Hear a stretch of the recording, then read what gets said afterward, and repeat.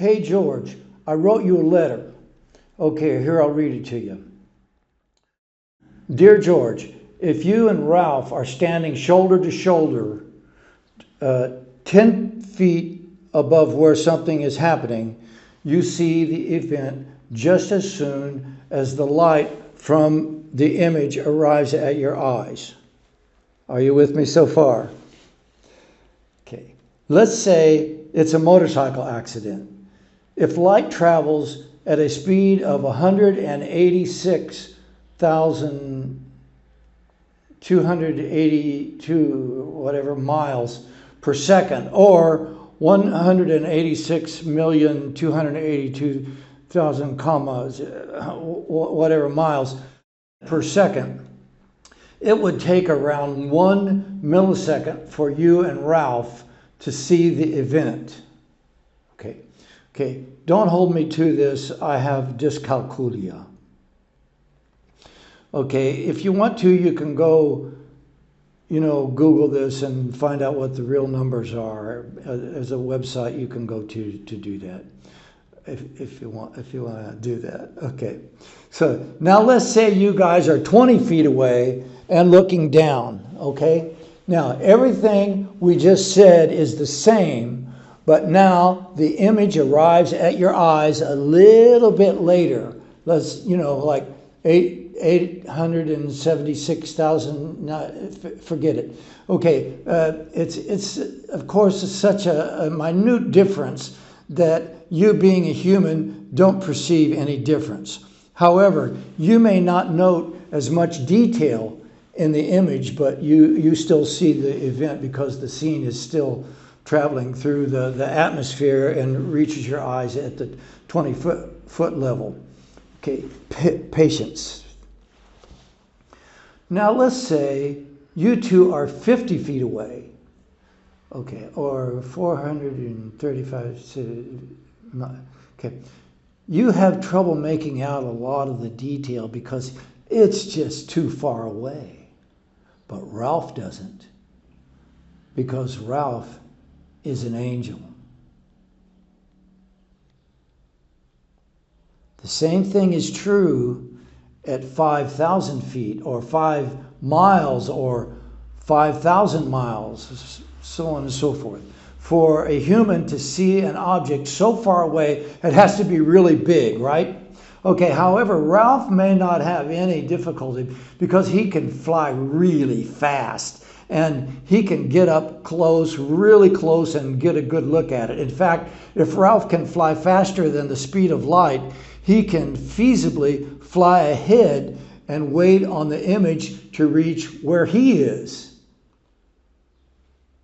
Question: if you and Ralph were not there to observe this happening, does the image still travel through time? Yes, and it still is traveling through time even as we speak. In fact, there's no cutoff where it discontinues its journey. It's a continuum that travels through the Earth's atmosphere and on into deep space and on and on and on, right?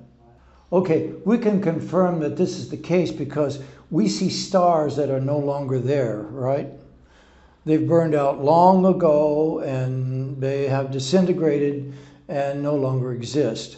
What we're seeing now is its light image that is just now arriving at our eyes at the distance where we are now, the Earth.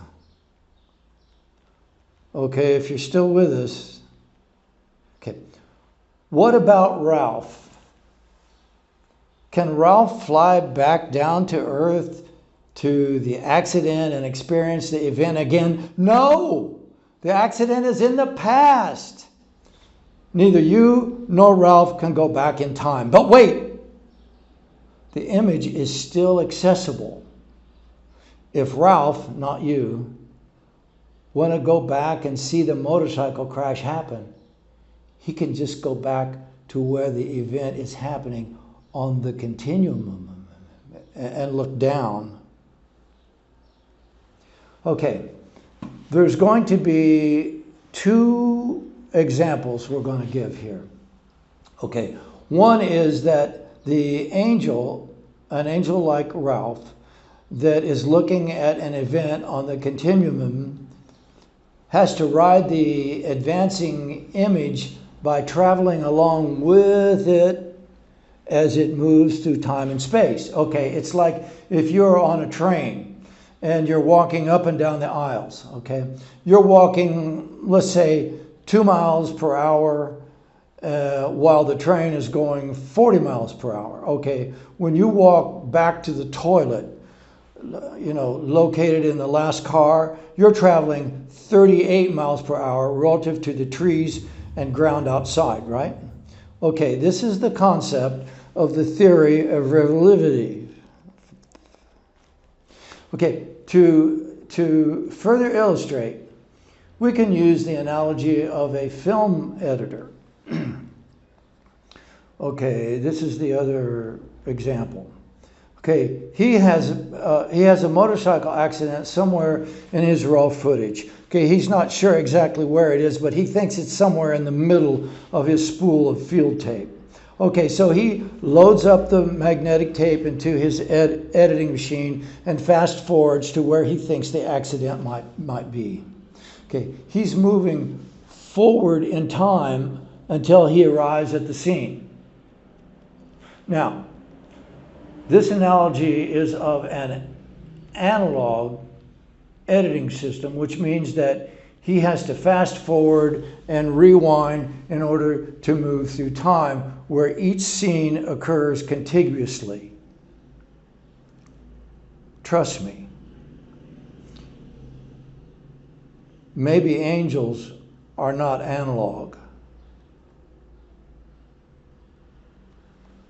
Let's transfer our analog tape to a video digital editing system. Now there's no need to fast forward or rewind to go to a certain frame. All the editor need do is type in the frame number he wants to go to, and voila!